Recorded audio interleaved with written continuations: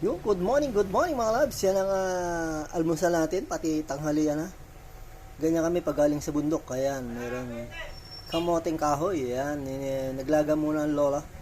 Nilagyan ng konting asukal para medyo malalasa. O, di ba? Yan ang almusal namin ngayon. Hanggang tanghalian na. Hindi kami magkakanin, di ba? Yummy yan, yummy. Tapos ito pa. Yung natira, gagawin nating pag hindi suman, gagawin nating cassava cake. Oh, yan, dami. Gagawin, matrabaho lang kasi. Kaya, mamaya, titirahin natin yan. Gagawin natin cassava cake or suman, kung ano maging gusto ng nanay. Meron pa isa, yung piprito mo lang, sinaludsod. Ang tawag sa Quezon, sinaludsod. Yung piprito mo lang yung niyadjad.